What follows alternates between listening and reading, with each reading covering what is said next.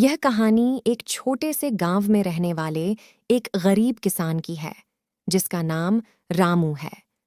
रामू का पूरा परिवार कृषि पर आधारित था और उनकी मुख्य आय खेती से ही होती थी। वे एक छोटे से खेत में जैविक खेती करते थे और उन्हें खेती में विशेष रुचि थी। रामू की कहानी उस समय से शुरू होती है जब उनके पास बहुत ही कम सामग्री थी, लेकिन उनकी मेहनत और आत्मविश्वास की वजह से वे किसानी में सफलता पाने के लिए कठिनाइयों का सामना करते गए।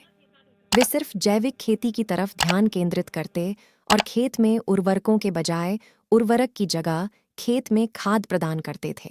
अपनी मेहनत और समर्पण से रामू की खेती धीरे धीरे फलने लगी। उनकी पैदावार बढ़ती गई और उनकी मुनाफा कमाने की क्षमता में भी वृद्धि हुई। वे अपनी उत्पादों को स्थानीय बाजार में बेचते और इससे उनकी आर्थिक स्थिति में सुधार होने लगा। रामू की सफलता उनके परिश्रम, संघर्ष और सहनशीलता की कहानी है। उन्होंने कभी हार नहीं मानी और हमेशा आगे बढ़ने का प्रयास किया।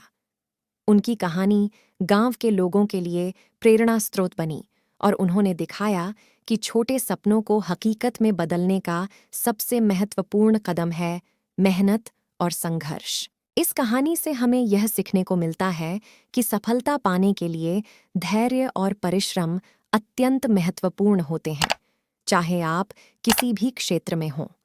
रामू की तरह हमें भी अपने लक्ष्यों के प्रति पक्षपात नहीं करना चाहिए और निरंतर प्रयास करते रहना चाहिए, चाहे समस्याएं कितनी भी कठिन क्यों ना हों। तो यह कहानी आपको कैसी लगी कमेंट में जरूर बताएं और इस कहानी को लाइक कर देना।